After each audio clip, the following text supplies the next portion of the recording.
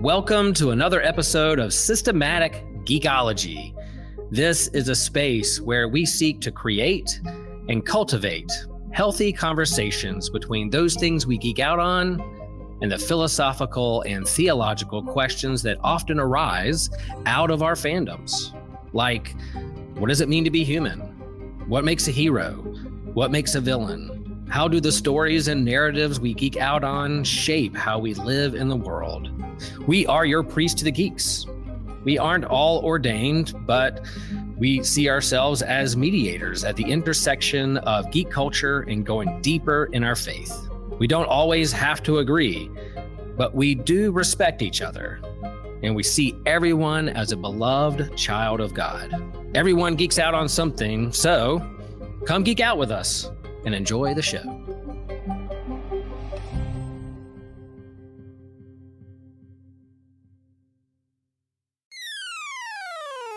You're listening to an Anazao Ministries podcast.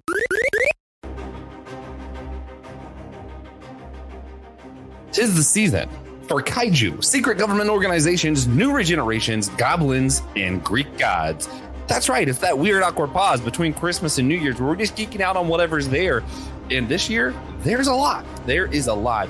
This is one of our What's News episodes. Today we're going to be discussing Monarch on Apple TV Plus and Doctor Who's Christmas special with Rev Justin Coleman. He's back with us.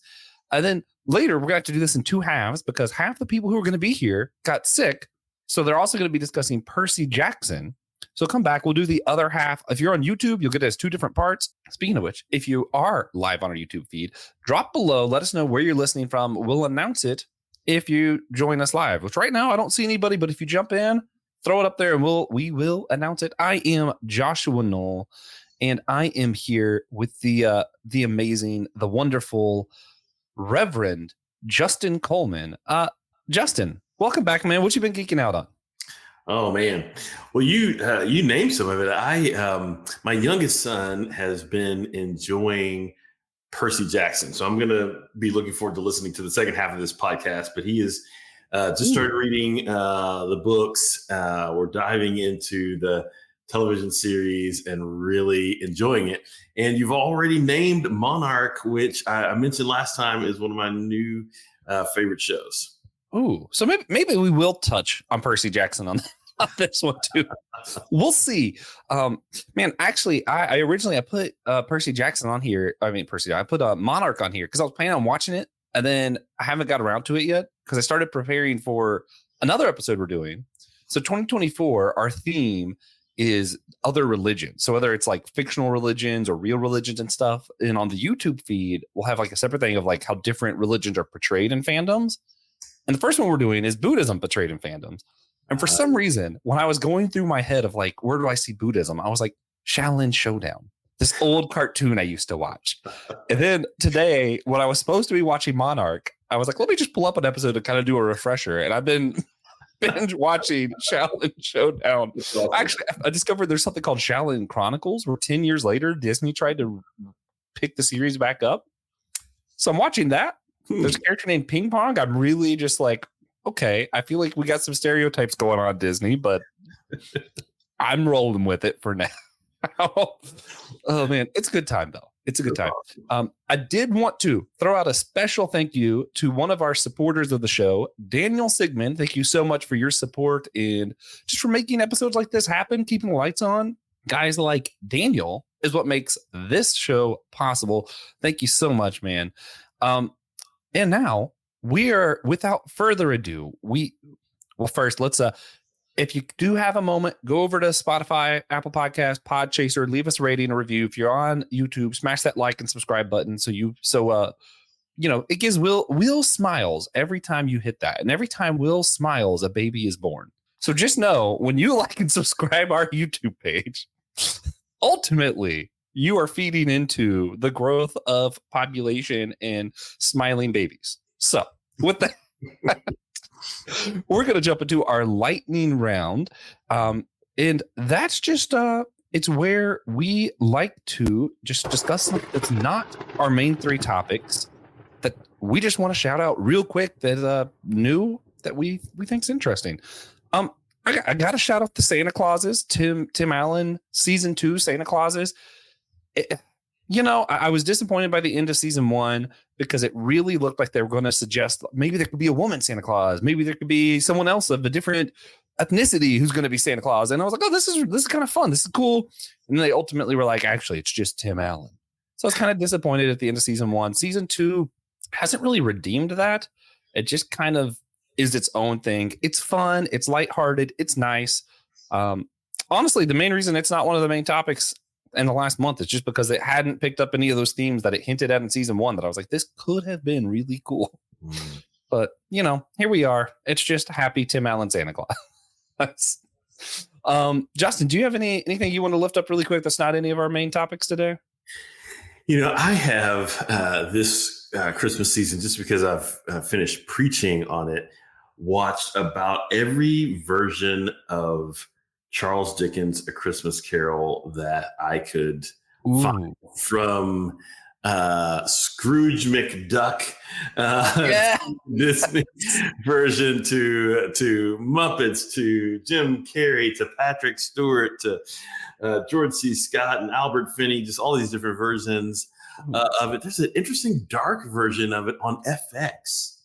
What?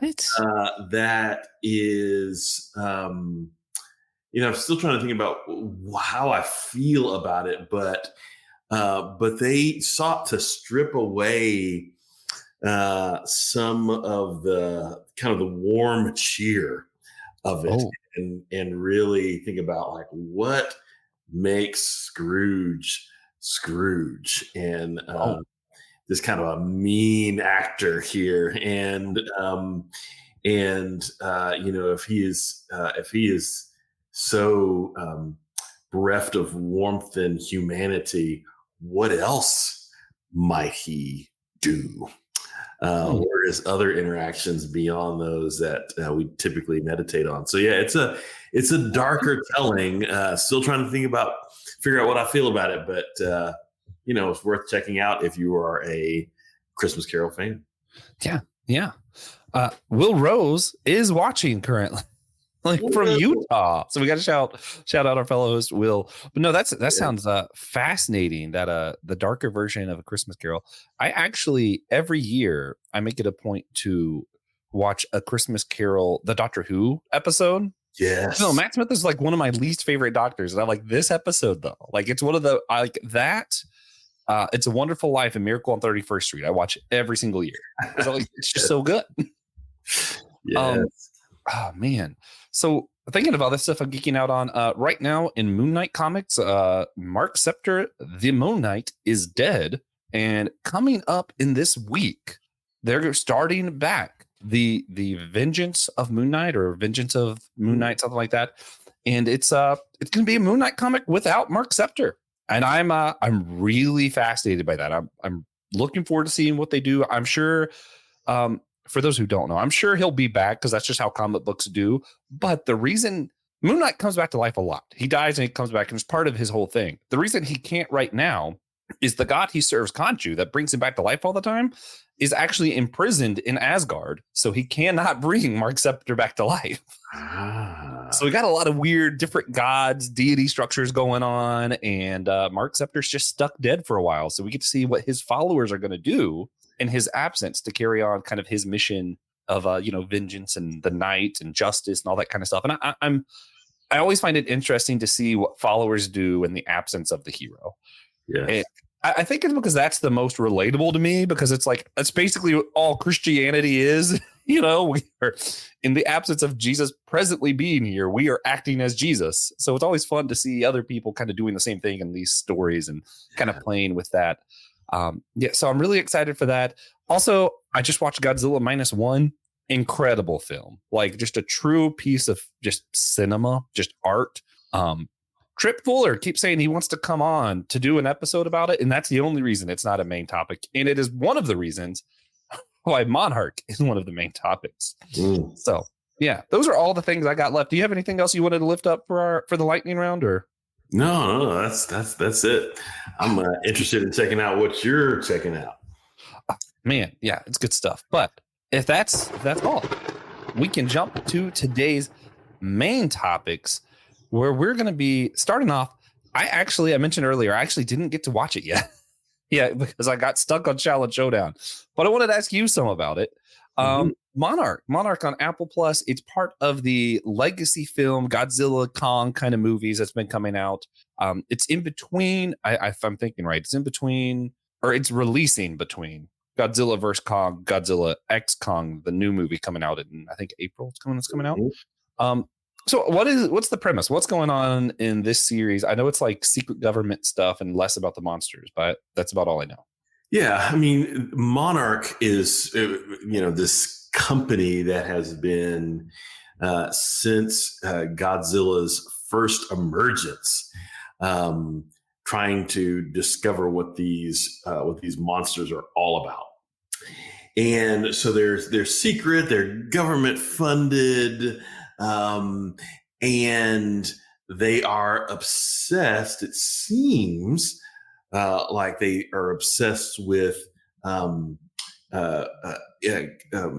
keeping another G-Day, Godzilla Day event from happening. They're obsessed with it. But there are a couple different agendas within Monarch. And so this show is about, and they keep on toggling back between the present, where the kids of one of the early Monarch founders are trying to find their dad, and then going back in the past where they're seeing kind of the origins of Monarch. And are we trying to keep another G-Day from happening, or are we seeking to help Godzilla accomplish whatever Godzilla is trying to accomplish in the world? So, we get these brief glimpses of Godzilla and other of these monsters, but it's mostly about the people and the work to either support them or keep them from emerging. Huh. So the organization itself doesn't know where it wants to lean, or is it just like the people within are kind of rebelling against the mission? No, it seems that the genesis of the organization was to understand these monsters and where they come from, why they emerge, what their patterns are, how they behave, how they are a part of this broader ecosystem. And so there's almost a conservationist attitude from some of these early founders, but because they're military funded, the military is sitting there going, we got to destroy these folks. And right off the bat, they try to, blow up Godzilla and realize that didn't happen. And so the government becomes obsessed with figuring out how to destroy or keep these creatures at bay in some kind of way. Huh. Okay. Yeah. No, I mean, it's interesting. It's one of those. It's really weird with Godzilla -1 just coming out, seeing the difference of like America, like the Western culture version of these kaiju monster movie kind of things, and then seeing like where it originated in Japan and seeing like its kind of focus. Godzilla -1 is very much focused on the people, the story. It seems like that's what the show here is doing, which is interesting. But originally, Godzilla was almost just metaphor for nuclear war, and Right. And you still kind of have some hints of that. And that's where I think it's interesting when we have these, government secret agencies and that kind of stuff tied to it. Because even though the Westernized version is less, hey, nukes are bad, it is still kind of around this idea of war, global catastrophe, and how we handle this stuff, right? Right. That's right. So the kaiju or the titans or whatever you want to call these, these creatures, they seem to be emerging when they seem to care for balance, or at least Godzilla does. And you see how these different kaiju behave when the things are off balance. And so it does seem to be this. I'm not exactly sure what the original intent was, but as this Godzilla mythology has expanded over time, there's a sense that Godzilla is is destructive for sure, but the greater concern is destroying the delicate balance of this world. And so this, I do think it is about this kind of militarism and exploitation of the world and its resources that is one perspective within the Monarch community. And then this other that says, no, we're the problem. So whatever we need to do to maintain this balance, let's co-participate with that. At least with Godzilla, as Godzilla is an instrument of judgment on the rest of us as we upset the balance. Oh, interesting. So how do you think all of this is going to feed into the new movie? Because the new movie, when I'm watching the trailer, it looks like a lot of it is you got Kong down in the center of the earth and all these other giant creatures down there. Like it looks like the journey to the center of the earth, but with a giant gorilla as the main character. Yeah. I'm trying to figure out, because just the placement of when they released the show, there has to be some kind of tie-in, you would think, right? I would think so, because, Monarch emerges because in previous movies we see, little bits of Monarch, right? So this is kind of an expansion of who this organization is. And within these, at least Americanized Godzilla movies, I feel that, they toggle back and forth between this idea of eco-justice, like Godzilla as the ultimate eco-justice warrior, and just pure fun, monsters roaming around fighting. And this, this like dynamic duo of Godzilla and Kong both feels kind of campy, like some of those, there's that Godzilla era where so many of the movies just they're almost comical. And it feels like that, though they're pretending to be serious. But I have no idea how it's going to play in to Monarch, because Monarch feels like a very serious meditation on the implications of again balance in our world, and I have no idea how this next movie is gonna connect with that. Well, that's what's interesting about the streaming stuff these days, is like the shows, like these like little mini series that we keep getting in between movies, tend to go a lot deeper. Yes, and that's one I love. The Captain America movies, like the MCU, I love all of them. The Winter Soldier is, in my opinion, the best thing the MCU's done. Yeah. But the Falcon and Winter Soldier TV series, it definitely went a lot deeper into some of these political ideas surrounding what's happening there. And so I like that they're kind of doing the same. I really am looking forward to getting into this show. I like the giant eco justice warrior. Yes, I like that concept. Especially because, that does go back to some of those themes of what are we doing with war? War doesn't just destroy people, it destroys the planet, which destroys future generations' hope and all this stuff. And I think it does kind of all tie together. So it's interesting. And I do love that stuff. I also do just love the giant monsters hating each other. Like I won't pretend like that's not part of it. Oh man. I actually, one of the comic series I'm wrapping up now, it's Godzilla Here There Be Monsters, or Here There Be Dragons. And it's pirates with Godzilla. And it has him just fighting a lobster kaiju. And that one was a lot of fun, but I'm like, man, yeah, this campy. Yeah, campy's the word. Oh man. It's good stuff though. But Yeah.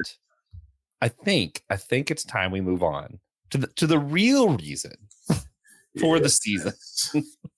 Where we are back to Doctor Who Christmas specials. And man, I've missed these because we haven't really we kind of been robbed, right? Like the last few years, they were like, we might give you a New Year's special, we might not do this. And I like that for the most part, Russell T Davies comes back and he's very respectful with what all the other writers did with the Doctor. He's not like, we're going to undo stuff, anything like that. But he did immediately go, no, there's going to be a Christmas special. Yes. Oh man, I remember, I don't know if you ever did this, for a long time, that was like my favorite part of the day because I love Christmas, but it's exhausting. For me, we traveled with my parents and then my wife's dad and my wife's mom and then my grandma's parents. We travel all over the place. And then at the end of the day, I finally get to just sit down and watch Doctor Who Christmas. Yes. And it was great. Yes. And now it's back. And it's so nice. I'm like, this is wonderful.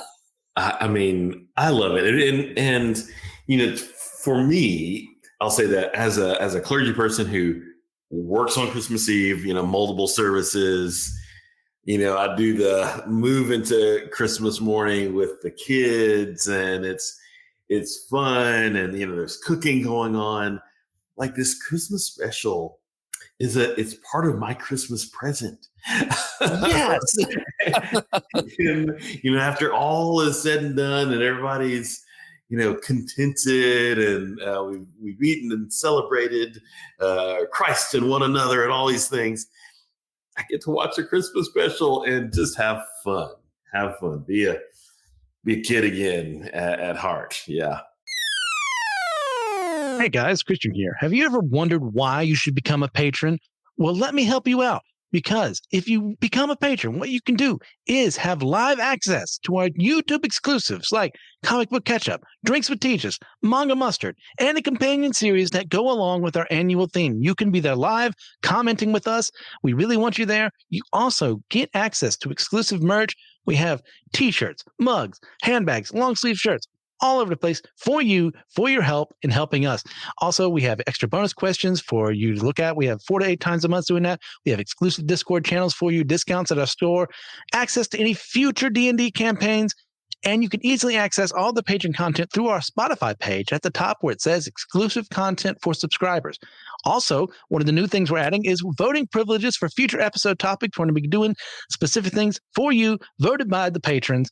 And you also get that extra satisfaction of just helping us out. And we appreciate all you do. Oh, yeah. So before we get into this Christmas special, I got to ask, I mentioned earlier, A Christmas Carol, Doctor Who, that's like, I have to go to it every year. I still don't know if it's my favorite Christmas special. I think it's one that feels, because there are a lot of really good Christmas specials from Doctor Who that don't feel that Christmassy, if that makes sense. Right. I'm thinking of, I think my favorite one, if I'm just doing it off the episode, there's the Peter Capaldi when he finally finishes the story arc with River Song. Yes. And, they have, which is funny because it ties back to A Christmas Carol because he mentions he has one more day with his love. And how do you choose the right day? Of course, it's going to be Christmas. And then all these years later, the Doctor has a new face. It's Peter Capaldi's Doctor. He's there with his love. They get one last night. And she's like, how dare you? You knew you had wasted our last night. And he's like, hey, do you want to know how long a night lasts on this planet? And it's like 27 years or something. And she's like, I hate you. He's like, no, you don't.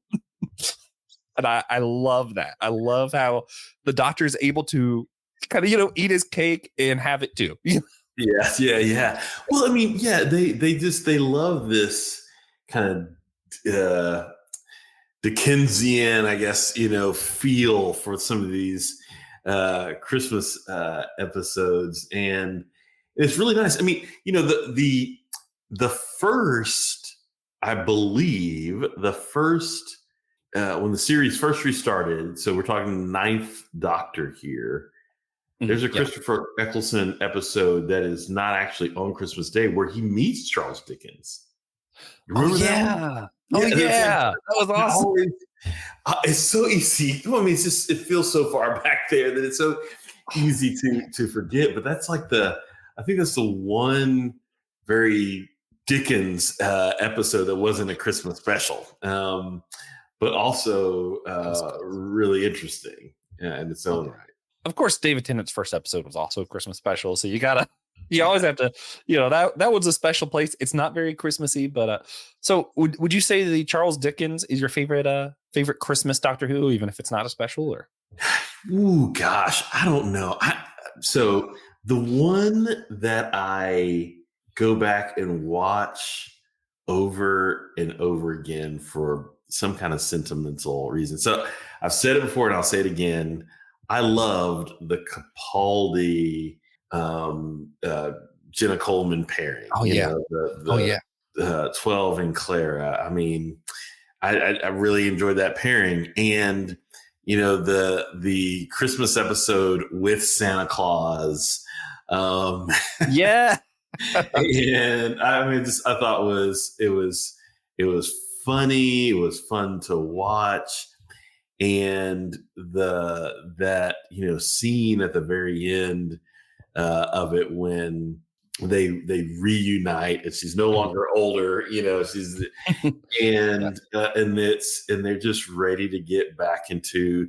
There's a proposal scene. It's a very a very friend kind of agape proposal scene. Yeah, the TARDIS is there, all of time and space. Don't say no. And then they continue on into their adventure together. I just thought it was a sweet and fun episode. Oh man, no, it's a beautiful one, especially also calling back to the Christmas Carol. I just can't help myself. There's that moment where the Doctor's talking about Santa Claus, so we know he already has a relationship with Santa Claus, but he goes, Saint Nick, or as I like to call him, Jeff. Why is he Jeff? Oh my gosh, that's a good one. Oh yeah. Which reminds me of the saying. I meant to bring this up last time, but I think it's also very true of this one as well as the other specials we talked about in the previous episode you were on, where it said that Doctor Who is too silly for adults but too dark for kids, and I feel like that's probably true, and I love it for that. Yeah. And that's very true of this episode where we got singing goblins, baby eating. The Doctor has definitely identified himself as like LGBTQ community without making it in your face this time. I felt like, he just had that one quick remark about Houdini, and I'm like, okay, cool. So we have a gay doctor. That's cool. Yeah. Yeah. Oh my gosh. Yeah. Such a good episode. Man, it was. I loved it. Before we get to the episode proper stuff, this is the first time we really have a whole episode of Ncuti Gatwa's. I don't know if I'm saying that right yet. Mm-hmm. Oh, I got it finally. Yeah. The 15th Doctor. We finally just have an episode of him. What did you think of Ncuti Gatwa? I thought he was great as a Doctor, and it really gave me confidence that we're going to have a great run with him. It's really exciting, clever, and all the things that we love about the Doctor. There's this sense of energy. It's smart. There's a great rapport between him and his companion. Wonderful. And my youngest, who's 10, has been excited to see this iteration, and he was locked in. He's like, I can't wait for the spring. Let's do this. I need more of this Doctor. So, and that's this is what Doctor Who does so well. It crosses generations, and this one's going to do quite well with it, I think. Oh yeah. I was so excited. I read today that Russell T Davies thanked Disney because Disney, before they have anything air, and the show's home is like Disney Plus, they do like test runs. Mm-hmm. And the one thing people said about the original cut of the episode was they wish they had more of the Doctor. So he filmed a whole extra scene to like split in there so you had the Doctor sooner. And I'm like, you know what? As much as I was worried, I love a lot of the new Star Wars, so I'm not one of those like hater guys. But I was worried about Disney's influence on Doctor Who, especially when, you worry anytime something you love changes.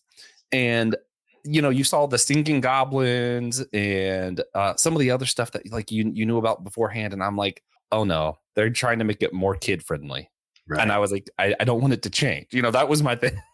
Yeah. But I get in the singing fit. Like it wasn't some weird fit. Like it was weird, but it didn't feel forced in there or anything like there. The goblins song about eating children. It was funny, honestly. Yeah. And I'm like, okay, somehow they made this work. And I loved it. And yeah, I'm the same. Like I just want more of this doctor. He was so much fun. And I go back to our last discussion. Yeah, it hit me watching this. We haven't seen the doctor healthy before. Like this is a healthy version of the doctor. Like him, like whenever he was at the club in the commercial, I was like, oh no, I don't want a party doctor. And then I saw how it went down. I was like, oh no, he's just able to enjoy himself because he's healthy now. He's not constantly tormented.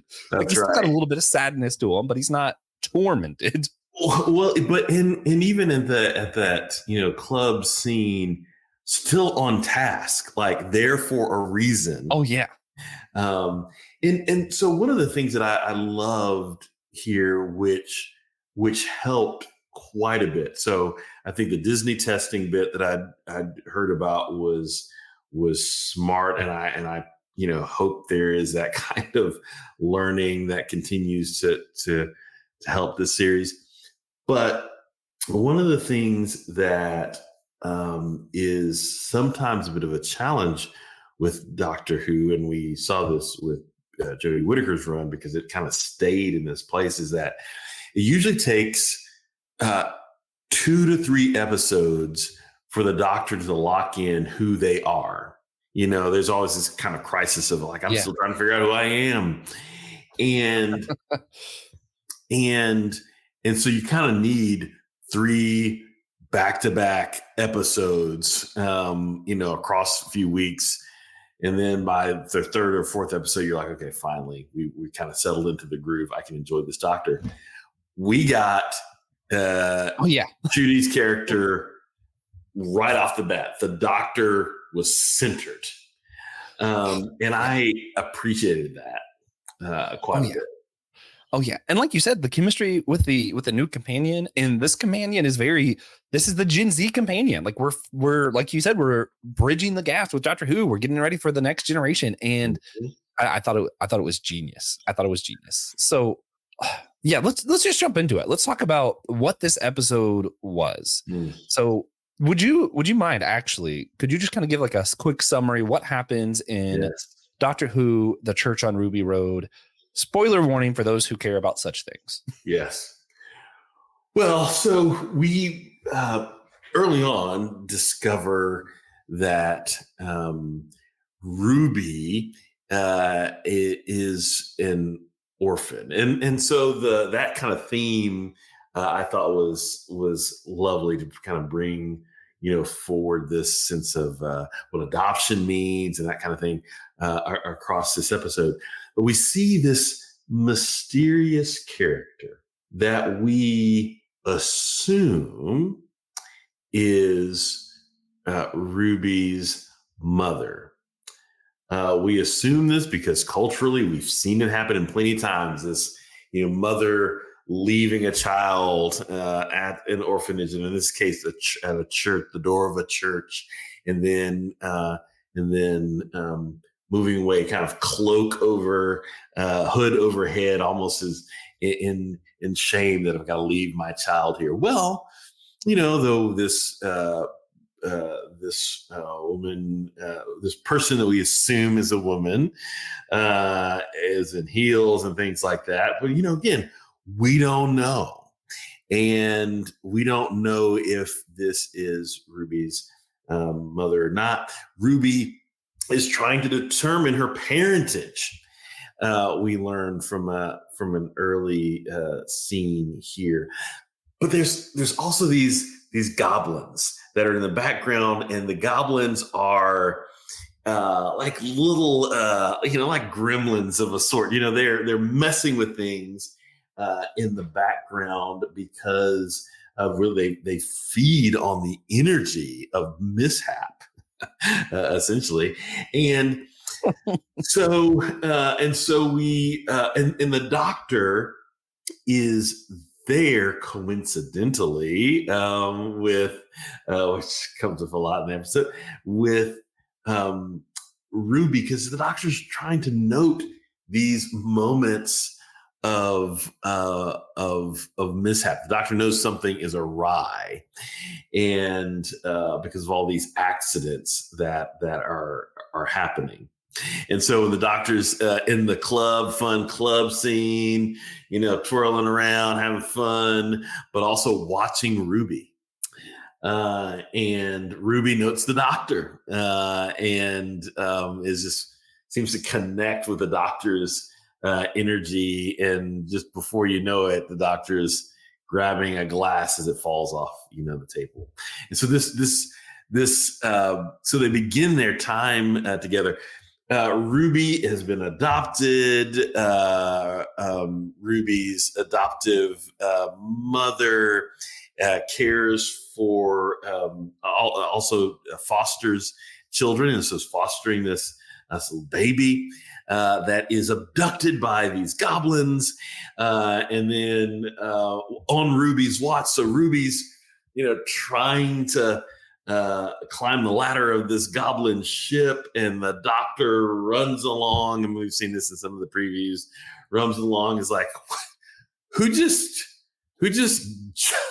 jumps on the ladder of a flying, jumps on a flying ladder that's and chases after goblins who've taken a baby. Like, what are you? And so they both enter to this goblin ship where there is this. So of course they're apprehended, and then there is this scene where they're trying to find the baby and encounter this musical number about the goblins eating baby, which is hilarious. I mean, it's so well done. It's so well done, and I was so entertained by it until the doctor interrupts this a scene also with some singing, which I thought was interesting. But hey, they made it work. Yeah. And then these goblins. I'll just fast forward a bit. Then so there's the rescue, but then the goblins are upset, and they, they've been robbed. And so what they end up doing is the number of coincidences that happen around Ruby and the doctor are so, again, they're feeding off this energy. So somehow they this is so flavorful that they travel back in time and seek to take Ruby and disrupt Ruby's whole existence. So then the doctor has to go back, and the doctor to save Ruby, but the doctor encounters this mysterious person who we assume to be Ruby's mother, does nothing to interact with them, notes them, maybe even knows who they are. I don't know. And rescues Ruby, and the timeline is reset, and then Ruby is off to an adventure with the doctor, having been encouraged to do so by a mysterious woman. Yes. Oh yeah. Yeah. There's so many theories around this. The woman at the end who mentions the TARDIS, so she knows what a TARDIS is, and you're like, wait a minute, hold up, what? How do you know who it is? Everyone's talking. Does she have red nails? Is she the one who picked up the master's tooth? She does not have red nails, but that doesn't mean she couldn't have painted them. No one's born with red nails, really. So I'm so intrigued by her character. One thing I loved about the show, it did a lot of homages to other Christmas classics, right? So you have goblins at Christmas. I'm thinking like Tolkien's Letters to Father Christmas stuff. You got the goblins also have like the gremlin kind of vibe to them that you talked about. You even have that moment that's kind of like It's a Wonderful Life, where when she disappears, what is her foster parents' life? What is everyone's life without her? And you're just like, oh man, they just crammed all these like Christmas motifs into one without it feeling sliced up or anything. Like it ran smoothly. It was just a beautiful special. I loved it. I even love how much stuff they set up without making it feel like a setup. Like it felt like its own episode. And at the same time, they set up These goblins are clearly clearly a consequence of what happened at the edge of the universe. So it wasn't just the toy maker that came in. We also have other things that came in from outside of our reality. Because you mentioned, the doctor even mentions, oh yeah, it's different physics, it's different rules. So he has to relearn. Ropes are their kind of wiring. It's a different physics. It's a different everything. And I love that the doctor's so clever that, okay, it's a different system. Let me just figure out how it correlates to what I know, and then I'll figure it out. Yes. That was great. I was like, it's a new science. I mean, the doctor is learning new sciences in the way things work. Yeah, it was cleverly done. Oh yeah. And then what was the other thing that I love that they're not. I thought when Russell T Davies told us he wasn't going to undo the Endless Child, I thought he just meant he was going to like go forward and not really mention it. Mm-hmm. But he's leaning into it. So now you have the doctor who unknown parentage meeting up with a companion with unknown parentage. And I'm like, oh, okay, I can see where these storylines are going to like cross. And I'm so excited to see where these fantasy realms are entering our reality, as well as these origin stories tying together. I'm so excited for this upcoming season. Yes. More time travel, more beings who realize that the exploitation of moving through time is it could be a good thing for them. I mean, there's so much that was, like you said, set up subtly and so well in this episode. Oh yeah. So if you had to go 0 to 10, Doctor Who, The Church on Ruby Road, what are we rating it? Wow. This episode, let me say, I need to, because this was so good, I need to leave room in the scale. Like, so yeah. I mean, it was so good, and I think it's going to get better. So, but I still want to say it's an 8. Yeah, at least. It was so good. I just think that they're even going to get better. And so I need more room next time you ask me this question. Yeah, I feel the same way. I'm like, I can't give it a 10 because there are other Doctor Who episodes I like more. And I do think it's going to get even better. Yes. Like, I think Don't Blink or Blink. Blink is an episode that deserves a 10. Yes. I think the more recent one that I can't think of the is it Wild Blue Yonder? Wild Blue Yonder, yeah. Yeah, I think it deserves a 10. Yes. This isn't quite to that level, so I'm thinking like 8.5 maybe. Yeah. But that is just it feels wrong. Like it somehow still doesn't feel high enough, even though I know there are better episodes. Right. I loved it. I loved it so much. But I did want to get in a little bit more. We talked about that whole foundling thing. They both are unsure of their parentage, all that.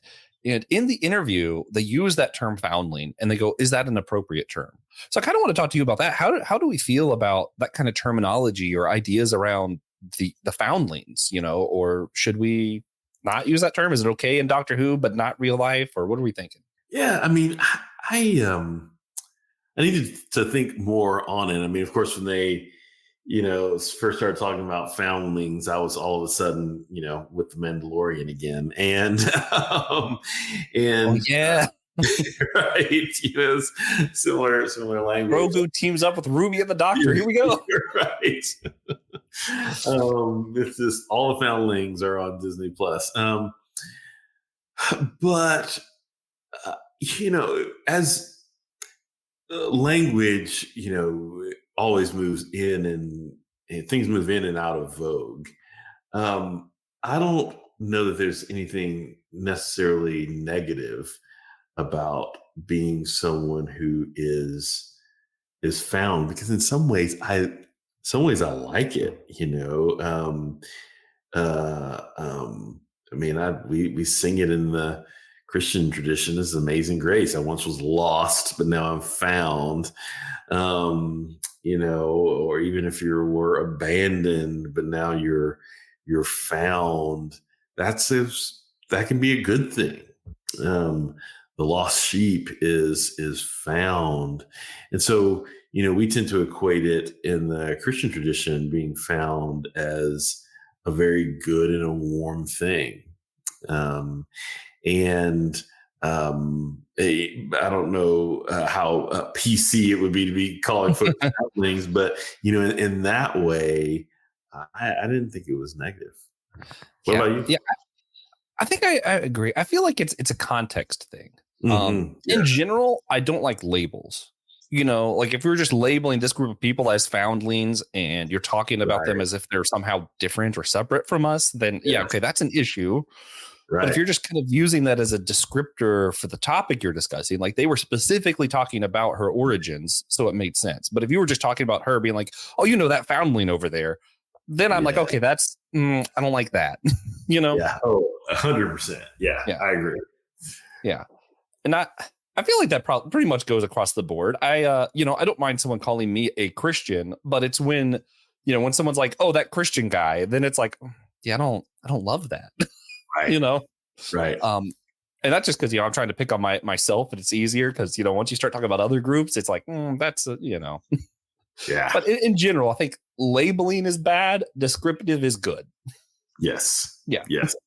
Yeah. When the label creates, the us and them, that can be or creates distance. Whatever the distance might be, that's not good.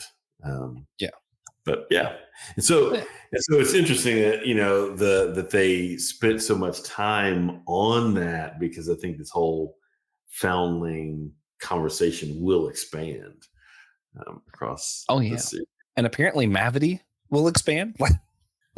They used it again, and I hear they're going to be visiting Isaac Newton again in the coming season. So I hope we get more on Mavity and can kind of tie that loose end up. It's like this Mavity's becoming this like Mandela effect. It's like, how do you spell Bernstein Bears?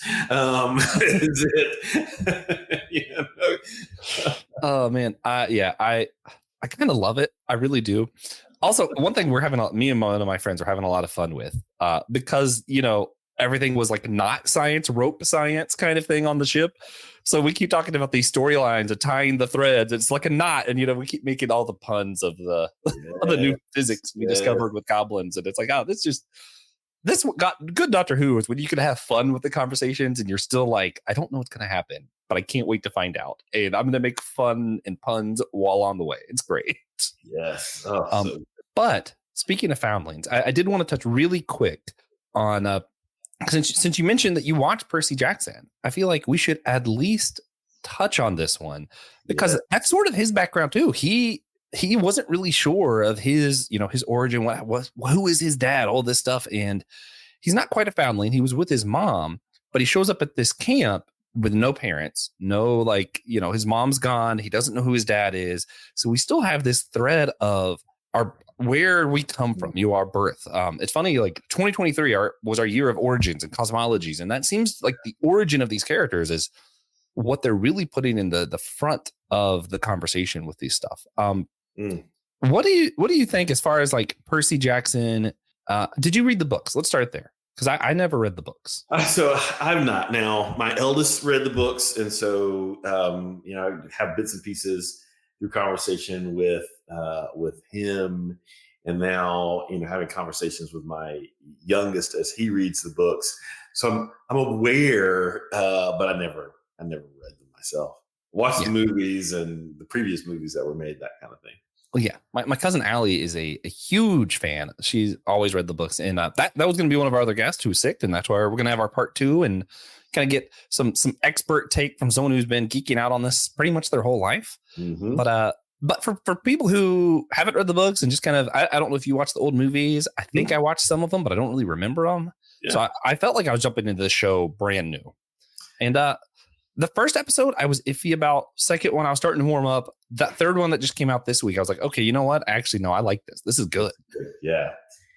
One, I should say it's fun. I mean, when I was a kid, I read Greek mythology, and both Greek and Roman mythology, and so I just interested in those characters, how they operate.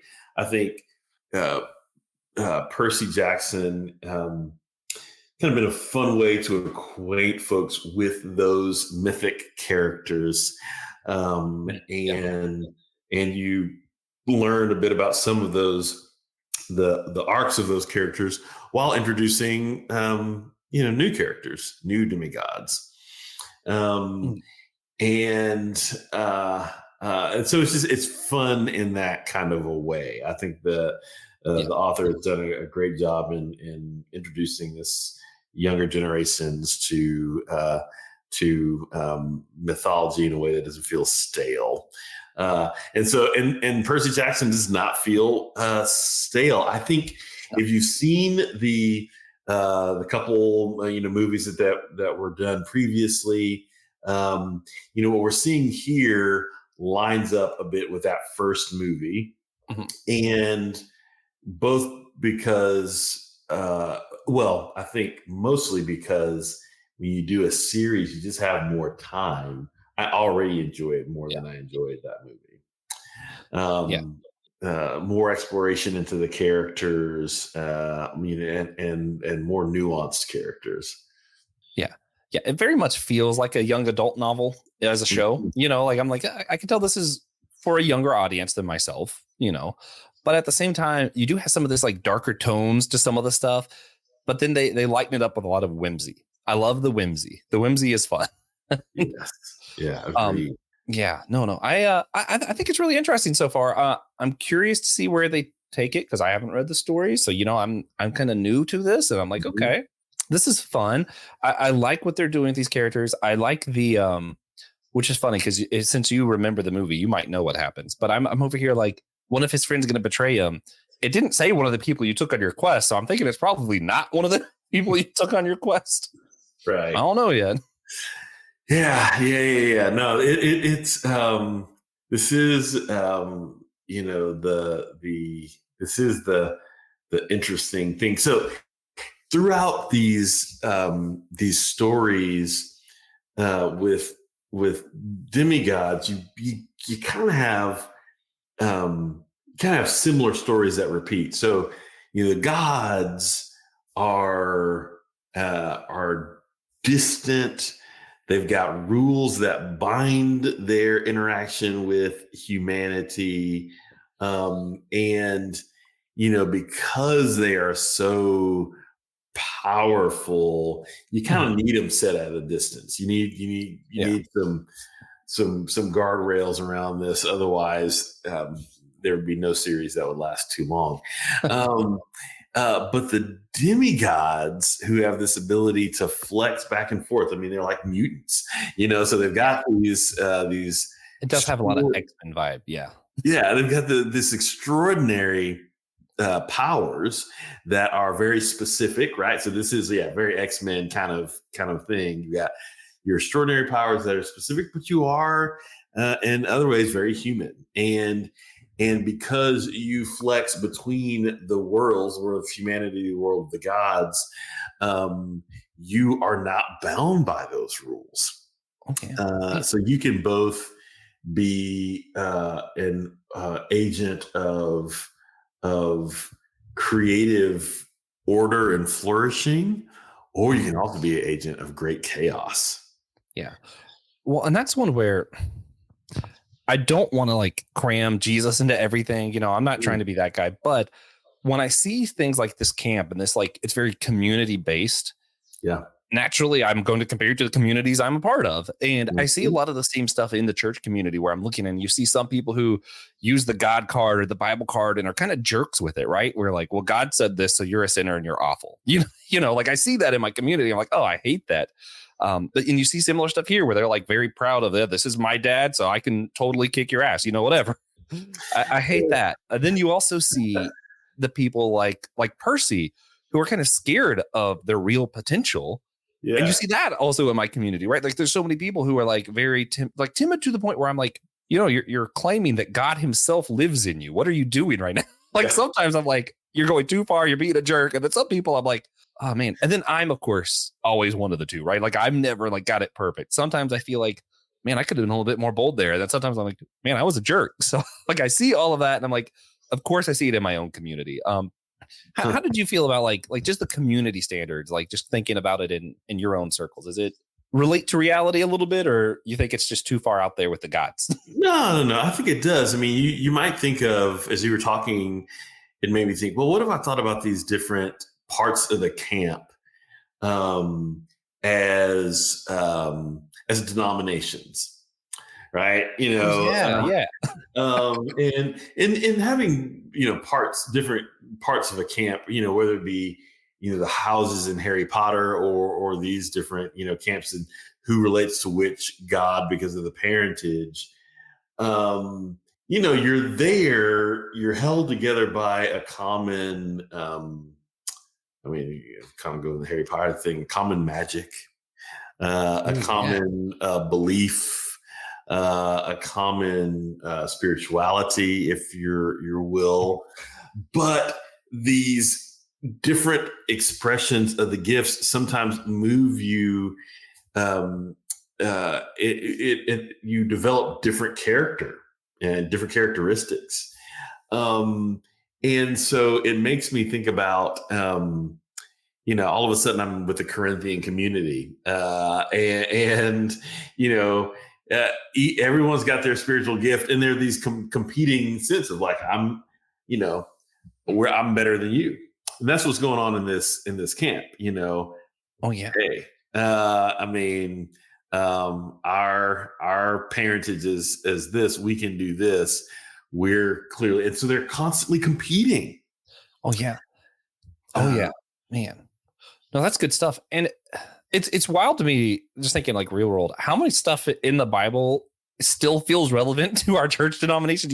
I grew up Pentecostal, so it's easy when I look at Corinthians and he's talking about how you think you're better because you speak in tongues, but I tell you the gift of prophecy is even more. And I'm like, wait, hold up, fellow Pentecostal. Paul's kind of calling us out here, right? Yep. Then you have, places where it talks about like, hey, you can have all the knowledge in the world, but where's your faith? And I'm like, oh man, yeah, I was in seminary. That's still really relevant. You have this stuff that's still relevant. We still kind of have those same camps today. Ravenclaw, Slytherin. Are you in the house of Hermes or Poseidon or? And then you realize, of course, that at the end of the day, whether it is Hogwarts as a school or this community of demigods together, or whether it be Christianity as a global religion, it's actually when we are unified in our work, and that we see those differences not as things that are to be resisted or looked down upon or competed against, but we see this as all something that we can offer the world together. When our forces combine and we do the Voltron thing, then something amazing happens, right? Oh yeah, man. And we're kind of seeing that in the Percy Jackson show now. They got 3 different people who aren't all from the same camp on their Odyssey, I'll call it, their quest from the gods. And it'll be fun to see how it goes and how everybody plays their part and works together. And, I'm sure we're going to see when they don't work together, how they fail. And it's going to be fun. I'm excited to see the future of it. And I just love communities like this. So I hope we get more of the camp and more seeing how the community interacts. It was a lot of fun. Did you have anything else you wanted to add about Percy Jackson before we kind of head to our wrap up? Or oh no, I just think everybody should watch it, have fun with it, and let's as you say, maybe let's continue to think about how community is forged through difficulty and travail. Oh yeah. All right. Well then, with that, let's go ahead and wrap this. One thing we like to do at the end of our What's New episodes, I like to, instead of doing just one recommendation, picking one of the 3 we discussed and saying, if you had to just recommend one of these 3, which one are you lifting up? Honestly, for me, it's easy this week because I haven't seen Monarch yet. And Percy Jackson is good, but it's not Man, this is not Doctor Who good, in my opinion. I love the Doctor. I love a new Doctor. The energy of it all, the magic of it. It's a sci-fi show, but there's magic to it. And it's beautiful. I love it. I got to lift that up. And I think, oftentimes it's hard with a series that's this long to find a good jumping on point. This is the perfect jumping on point. They're about to start all at season 1, even though it's a continuation. They want you to jump on at this point. So I think this is a perft time to get into it. Justin, what are you thinking?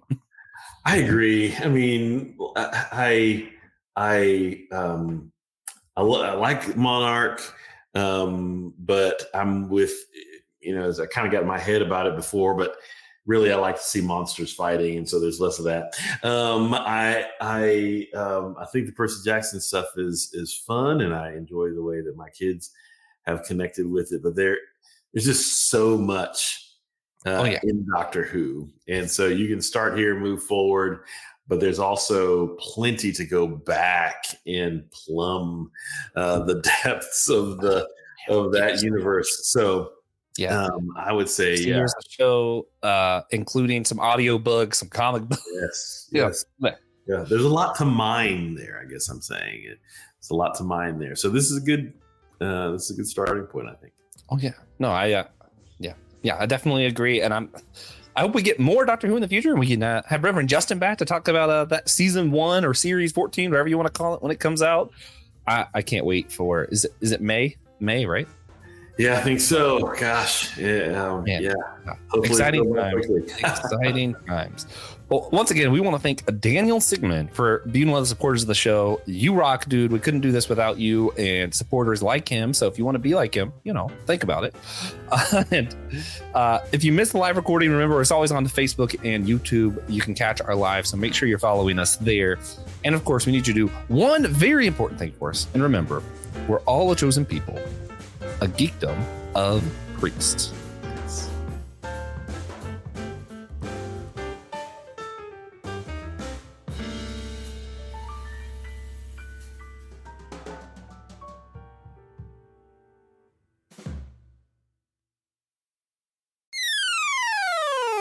Hey guys, Christian here to talk about our Captivate options. That's when you send us a little extra money to just help us along with our projects. But what do you get by giving us that extra money? Well, you have access to any future online D&D campaigns. You get extra bonus question content, which we do at least 48 times a month. You can make a one-time donation here of any amount to help support the show. This helps us with our overhead. That includes the editing software that we use, the recording software that we use, the marketing that we have to do for the show, the equipment that we all need to use to help out with the show, and more. So thank you for what you do. Head out to Captivate, help us out. We really appreciate what you do. See you later. Hello, friends. If you like systematic ecology, then there's a host of other podcasts in our network that we think you will like just as much. And so we're part of the Anazal Ministry Podcast Network, and we hope that you can hop over and subscribe with all the podcasts that are on our network. Like, for instance, The Homily, which is, Pastor Will Rose's sermon here in Chapel Hill, North Carolina at Holy Trinity Lutheran Church. You have another podcast called The Whole Church Podcast, the OG, the originals, the beginner of it all. Yes, Joshua, Noel, and TJ working for unity among the church and having great conversations with the wide spectrum of those who are involved in Christian ministry and the church. You have My Seminary Life by Brandon Knight, who's discussing what he's learning in seminary, he is learning his theological studies and bringing to the surface those big things that we're wrestling with and thinking through theologically in the church and beyond. There's the Let Nothing Move You podcast from Christian Ashley, who is walking through the Bible in a very Bible study type fashion and walking through the biblical narrative. You have Dummy for Theology. I don't think Joshua is a dummy, but hey, he's going to lift up theological themes that he's thinking about and wrestling with. And maybe there's not a lot of answers, but there's definitely a lot of great questions out there that he's lifting up with some great theologians across the whole spectrum of Christianity. And then there's the Bible After Hours. Man, if you like to get risky, if you like to get controversial, there's this foul-mouthed preacher who goes through the Bible from a more progressive point of view, challenging the status quo of the modern church. Yeah. You don't want any kids around with that podcast. And then you have the Clydes, one of my favorite couples that I like to listen to. One of the hosts here on Systematic Geekology, Taylor and Elizabeth Clyde, go through weekly discussions and kind of a devotional, conversational method of what's going on in their lives, where they see God moving in their lives, and what God is up to in the world. So those are the podcasts, a part of the AMP network. Subscribe, follow. We hope you can be a part of all that great network with the wonderful podcasts at AMP.